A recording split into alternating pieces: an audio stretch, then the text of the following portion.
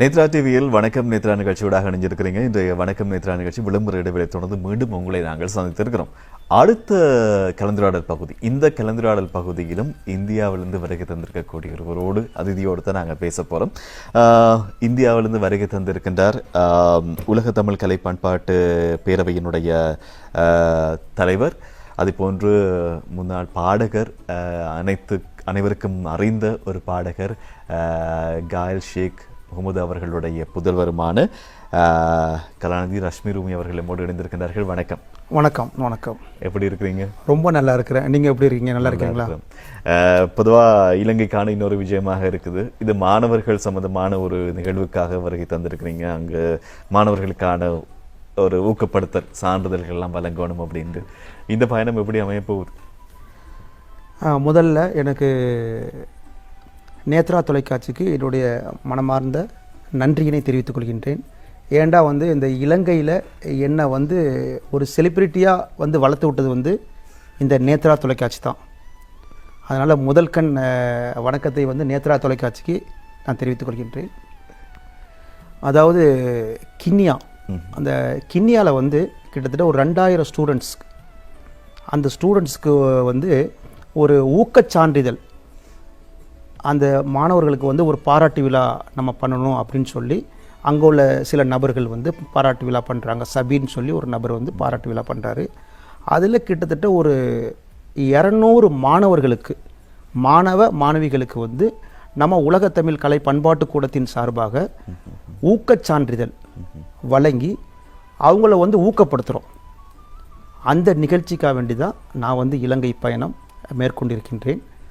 நாளை மாலை 4 மணிக்கு கிண்ணியாவில் அந்த நிகழ்ச்சி நடைபெறுகின்றது.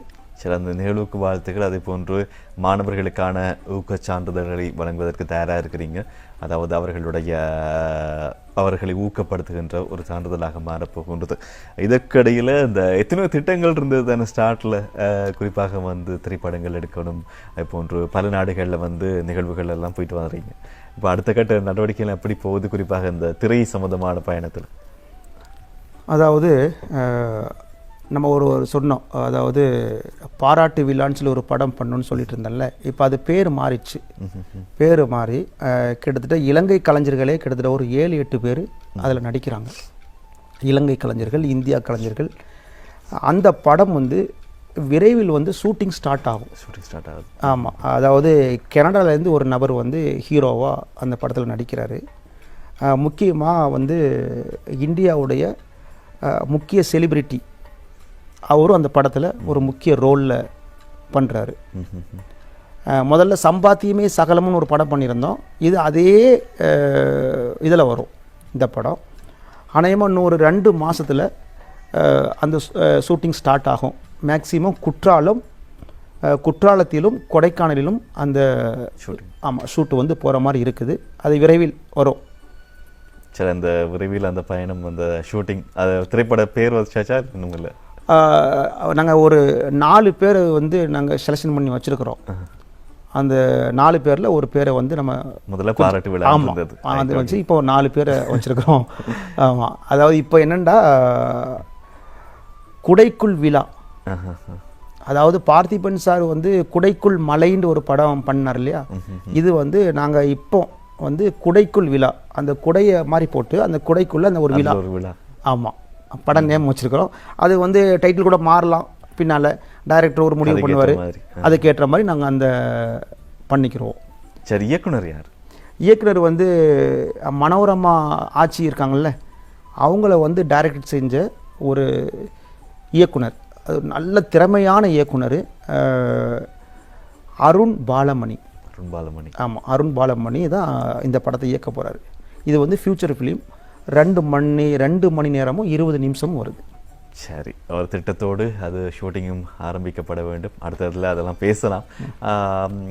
ஒரு பாடகராகவும் இருக்கிறீங்க. குறிப்பாக உங்களுடைய தந்தை பல முக்கியமான அனைவருடைய மனதிலையும் பதிஞ்ச இஸ்லாமிய பாடல்கள் பலவற்றை பாடியிருக்கிறார்.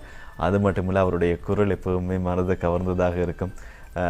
சினிமா பாடல்கள், ஒரு சில பாடல்களை பாடியிருக்கிறார். அதில் அந்த ஓடுகிற வண்டியோட பாடல் பாடினவர் தான் காயல், மறைந்த பாடகர் காயல் ஷேக் முகமது அவர்கள். அவருடைய நினைவை ஞாபகப்படுத்திட்டு அவருடைய பாடல் அந்த ஓடுகிற வண்டியோட உங்களோட குரலில் பாடிட்டு நாங்கள் போகலாம். அதாவது என்னுடைய முதல் அடையாளமே என்னுடைய தந்தையார் சங்கநாத செம்மல் காயல் ஷேக் முகமது அவர்கள். இப்போ அவங்க மறைஞ்சு கிட்டத்தட்ட 16 வருஷம் ஆச்சு, கடந்து போச்சு. அவங்க வந்து கிட்டத்தட்ட 1350 இஸ்லாமிய பாடல்கள் பாடியிருக்கிறாங்க. அதை ஈச்சை மரத்து இன்பச்சோலையில், தமிழகத்து தர்காக்களை பார்த்து வருவோம், கப்பலுக்கு போன மச்சான், அது மாதிரி பல பாடல்கள், இறைவனை யாருக்கு தெரியும், அது மாதிரி பல பாடல்கள் பாடியிருக்காங்க. சினிமாவில் வந்து முதல் படம் புரட்சி தலைவர் எம்ஜிஆருக்காக வேண்டிய பாடின படம். அதாவது சிரித்து வாழ வேண்டும் என்ற படத்தில் வந்து எம்ஜிஆர் தான் எங்கள் அப்பாவை அறிமுகப்படுத்துகிறாங்க. 1973ஆம் வருடம் அந்த படம் வந்துச்சு. அதில் உலகம் என்னும் நாடக மேடையில் நான் ஒரு நடிகர் அப்படின்ட்டு டிஎம்எஸ் ஐயா பாடுவாங்க. டிஎம்எஸ் ஐயாவும் பி சுசீலா அம்மாவும் பாடுவாங்க. அதில் நடுவில் வந்து ஒரு பஞ்சாபி ஸ்டைலில் ஒரு பாடல் வரும். அது 6 கட்டைக்கு மேலே போகும், 7 கட்டையை தொடும். மண்ணில் மறைவாக என்ன விதை போட்டாலும் போட்ட விதை என்னவென்று மரம் வளர்ந்து காட்டாதோ அப்படி மேலே போந்தட்டு. அது எம்ஜிஆருக்காக வேண்டி பாடின படம். மெல்லிசை மாமன்னர் எம்எஸ் விஸ்வநாதன் அவர்களுடைய இசையில் கவியரசர் கண்ணதாசன் எழுதின பாடல் அது. அதுக்கப்புறம் வந்து கேஜே யேசுதாஸ் அவர்களும் என் தந்தையாரும் இணைஞ்சு ஒரு பாடல் பாடினாங்க. படம் வந்து தொட்டதெல்லாம் பொன்னாகட்டும். 3வது ஒரு படம் வந்துச்சு. 3வது படம் வந்து மக்கள் என் பக்கம் அப்படின்ற ஒரு படம் வந்துச்சு.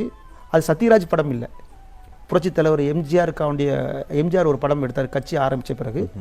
அப்போ அதில் ஒரு பாடல் பாடுவாங்க எங்கள் அப்பா அந்த படத்தில். யார் பக்கம் யார் போனால் என்ன, மக்கள் என் பக்கம். அது வந்து அப்பாவுக்கு 3வது படம். 4வது படம் வந்து சூப்பர் ஸ்டார் ரஜினிகாந்த் அறிமுகம் ஆகிறாரு, அபூர்வ ராகங்கள். அதில் ஒரு பாடல், கை கொட்டி சிரிப்பார்கள் ஊரார் சிரிப்பார்கள் விளையாட்டு கல்யாணமே அப்படின்னு அந்த பாடல் வரும். அது 4வது. அப்படி தொடர்ந்து வரிசையாக பாடல் கிட்டத்தட்ட ஒரு 25 பாடல்கள் மேலே பாடியிருக்காங்க. இப்போ இந்த ஓடுகிற வண்டியோட வந்து மண்ணுக்கேத்த மைந்தர் 1990ஆம் ஆண்டு இந்த படம் வந்து தேனிசை தென்றல் தேவாவின் இசையில் வெளிவந்த படம். அந்த படம் வந்து ராமராஜன் குஷ்பு அந்த படத்தில். அந்த பாடலை பாடுற, ஓடுகிற வண்டி ஓட ஒத்துமையா 2 மாடு, ஒன்னை விட்டு ஒன்று பிரிஞ்சா என்ன ஆகும் எண்ணி பாரு. ஓடுகிற வண்டி ஓட ஒத்துமையா 2 மாடு, ஒன்னை விட்டு ஒன்று பிரிஞ்சா என்ன ஆகும் எண்ணி பாரு. ஓடுகிற வண்டி ஓட தென்னமரம் ஜாதிக்கோரு தேங்காயும் காய்ப்பதில்ல, கொல்லையில வச்சமுள்ள குளம் பார்த்து பூப்பதில்ல. 1000 ஜென்மம் தேடி அன்பாலே ஒன்று கூடி சேர்வது காதல் தானே, பிரிப்பது பாவம் தானே. வெட்ட வெட்ட தலைக்கும் கொடி என்ன கொடி கூறம்மா, கட்டழகி கேளம்மா, காதல் கொடி தானம்மா. ஓடுகிற வண்டி ஓட ஒத்துமையா 2 மாடு, ஒன்னை விட்டு ஒன்று பிரிஞ்சா என்ன ஆகும் எண்ணி பாரு. ஓடுகிற வண்டி ஓட. விளக்கேத்த மைந்தன் திரைப்படத்தின் பாடல் தான் ஓடுகிற வண்டியோட. அந்த பாடல் பாடியிருந்தவர் மறைந்த பாடகர், புகழ்பெற்ற பாடகர் சங்கநாத செம்மர், காயல் ஷேக் முகமது அவர்கள் தான் அந்த பாடலை பாடியிருந்தார். ஆனால் அந்த திரைப்படத்தில் ராமராஜன் உள்ளிட்ட நட்சத்திரங்கள் நடிச்சிருப்பாங்க. அந்த திரைப்படத்தில் ஹிட்டான பாடல்கள் எத்தனையோ இருக்குது, 8 பாடல்கள். அந்த 8 பாடலில் ஒரு சூப்பர் டூப்பர் ஹிட் தான் இந்த ஓடுகிற வண்டியோட பாடல். ஆனால் என்ன, அந்த பாட்டு காட்சி அமைக்கப்படலை. திரைப்படமும் சிக்கல் நிலையை சந்திச்சிருந்தது. ஆனால் வேறு வேறு திரைப்படங்களினுடைய காட்சிகளை வச்சு இப்போ சமூக வலைதளங்களில் இந்த பாடல் பேசப்படுது. ஏன்னா பாட்டு ரொம்ப ஹிட், அந்த நாள்லேருந்து இன்றைக்கு வரைக்கும் போகிற ஒரு பாட்டாக தான் இருந்தது. பொதுவாக உங்களுடைய தந்தையினுடைய பாடல்கள் இஸ்லாமிய பாடல்களை பற்றி நிறைய பேசியிருக்கோம். ஆனால் இந்த நிகழ்ச்சியில் அவருடைய சில முக்கியமான அந்த சினிமா பாடல்களை பற்றி நாங்கள் பேசுனது ரொம்ப சந்தோஷம். அதில் நிறைய பாடல்கள் பாடிட்டு இருக்கிற நேரம் இந்த ஓடுகிற வண்டியோட சமூகத்தில் இன்னும் எப்படி பேசப்படுது உங்களோட வட்டாரங்களில் அதிகமாக? அதாவது 1990ஆம் ஆண்டு ஆரம்பன் வீரப்பன் அவர்கள், அவங்க தான் இந்த படத்தினுடைய தயாரிப்பாளர்கள். அப்போ இந்த படம் எடுக்கும்போது இந்த படத்தினுடைய ஷூட்டிங் காட்சி இருக்குல்ல, ஒளிப்பதிவு காட்சி நாகர்கோயிலில் நடைபெற்றுச்சு. இப்போ இந்த படத்தில் ராமராஜன், குஷ்பு, அப்போ குஷ்பு அப்போ புதுசாக அறிமுகம் ஆகுறாங்க. அந்த குஷ்புக்கு 4வது படமோ 5வது படமாக தான் இந்த குஷ்பு மேடத்துக்கு. இப்போ இந்த படம் ஷூட்டிங் பாட்டு எங்கே நடக்குதுன்னா நாகர்கோயிலில், கன்னியாகுமரி மாவட்டம், கேள்விப்பட்டிருப்பீங்கன்னு நினைக்கிறேன். நாகர்கோயிலில் ஷூட்டிங் நடைபெறுது. அப்போ தேவா சார் சொல்கிறாரு, சார் நீங்கள் நீங்களே இந்த படத்தில் நடிச்சிருங்க அப்படின்னு அப்பாவை சொல்கிறாங்க. அப்படியா சார், எனக்கு அந்த அளவுக்கு தெரியாது அப்பா சொல்கிறாங்க. இல்லை ஒன்றும் பிரச்சனை இல்லை, நீங்கள் ஒரு மாட்டு வண்டி இருக்குல்ல, மாட்டு வண்டியில் நீங்கள் ஏறி உங்கள் வண்டியில் ராமராஜனையும் குஷ்பியும் ஏற்றிக்கிறங்க அப்படின்னு சொல்லி அப்பா மாட்டு வண்டி ஓட்டுறாங்க. அதுக்கு பின்னாடி வரிசையாக ஒரு 100 மாட்டு வண்டி வருது. அப்போ அப்படியே ராமராஜனும் குஷ்பியும் வச்சு மாட்டு வண்டியில் போகிறாங்க, அப்பா ஓட்டிகிட்டு போகிறாங்க.